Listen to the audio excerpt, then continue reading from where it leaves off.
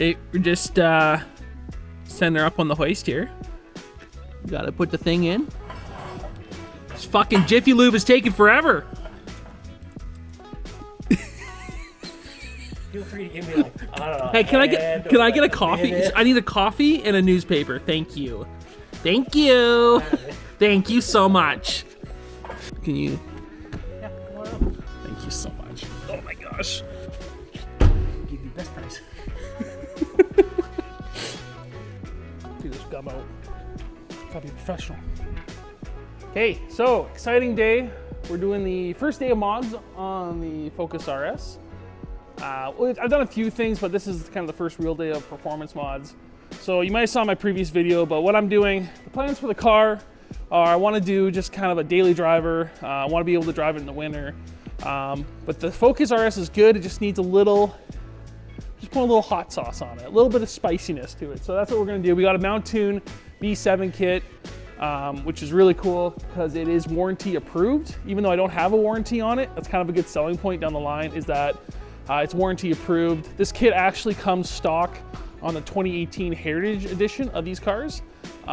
So it's nice. What that told me was that it's safe, it's reliable. Ford trusts it, so we're not going crazy with it.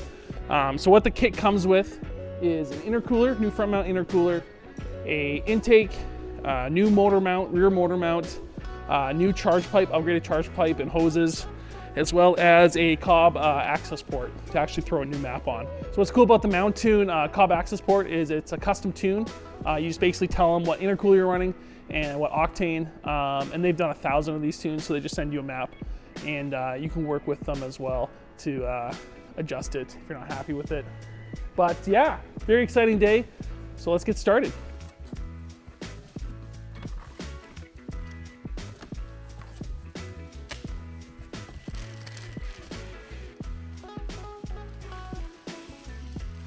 Good.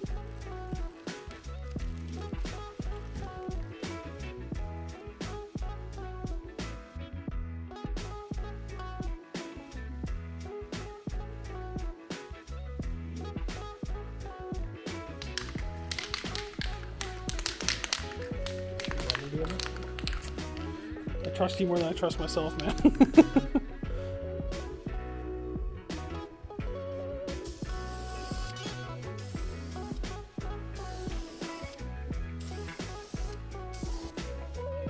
Moment of truth.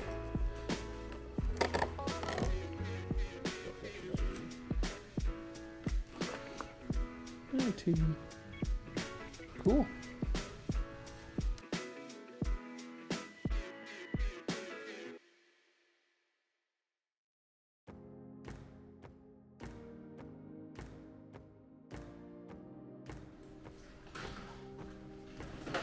Okay, man, what are we doing first here?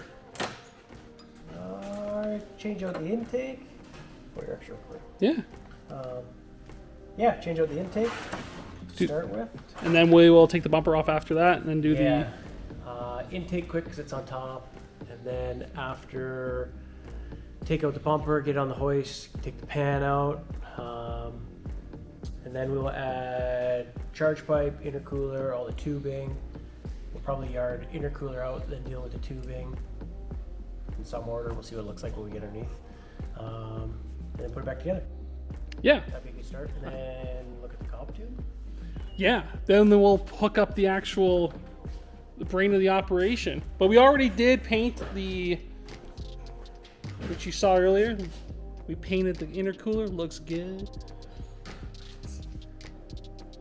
So you gotta have a painted intercooler. Yeah. You have to, because then everyone knows, like, oh, that's different. The paint adds at least 10 horsepower. Okay. Let's just get the box off, which is just these here.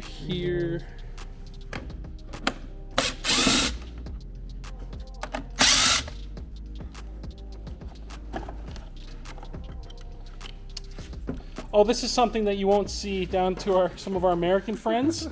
This is what we call a block heater plug, because it gets so cold here that we got to keep our engines warm before they can start.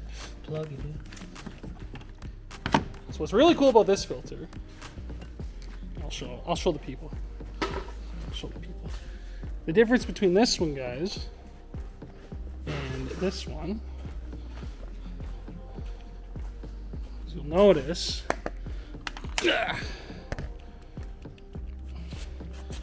something's different. That one's open. This one's closed, so it actually allows more air on this side when it comes in, and more whooshy noises. And it's, I'm pretty sure this is a K&N filter. It's been just rebranded as Mountune. I'm pretty sure they just buy it off them. Pretty sure it's just a K&N, but that doesn't need to go in yet. We still got to get everything else out. This? Yep. So you just pop the center out. Oh, you pop the center out and then it comes out. Oh.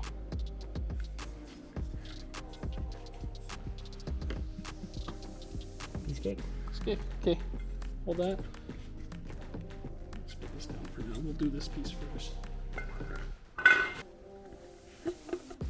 Can you lube it up a little? Yeah.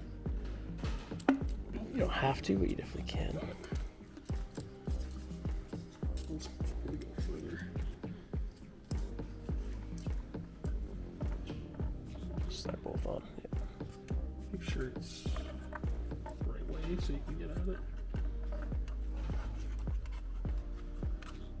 Thanks from other people. Oh, I know.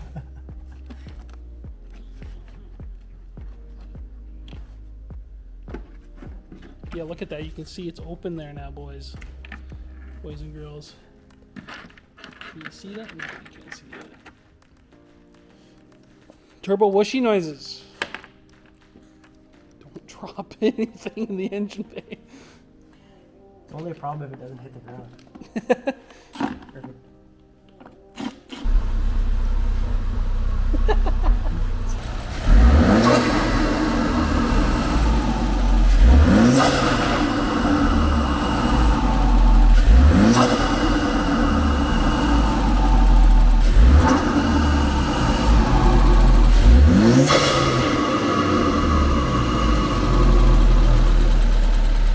Sounds good.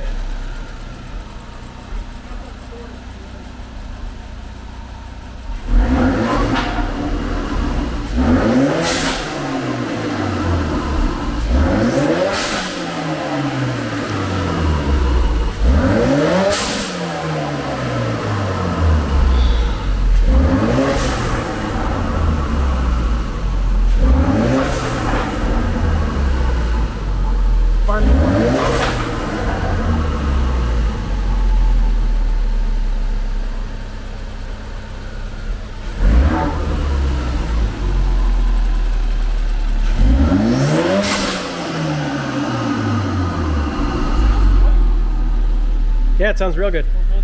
Happy? Not satisfied? Yeah, it's good. So I just took off this bad boy. This was a upgraded skid plate from I think DMG Fab did this from Raptor Racing. This is a must if you are detailing this car in the winter. Now we're ready to take off the front bumper. So all we gotta do now is just gotta take these headlights out and a few more T30 Torx bits, and she's ready to come off. Pretty simple. Say that as I'm filming your head.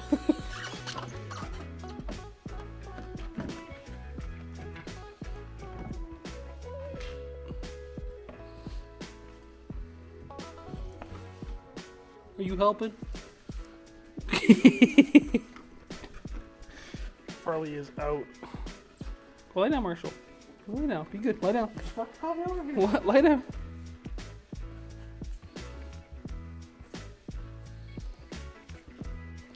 Cars and bitches, baby. Except they're both male. Cars and sons of bitches. Okay, front bumper is off. Ready to get at the intercooler. Brian's just taking off the air deflectors. There she is.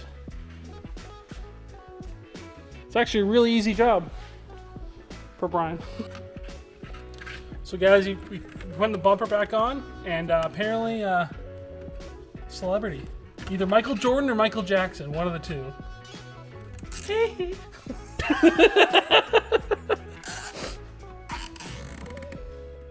Don't worry about what we're doing there.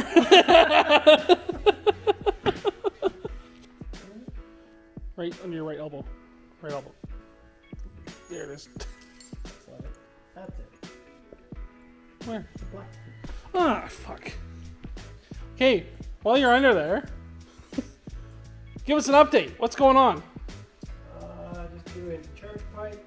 Got the intercooler piping all set. Plastic pieces flying all over the place. It is a pretty big difference in size and weight. This thing's a lot heavier, but she's thick.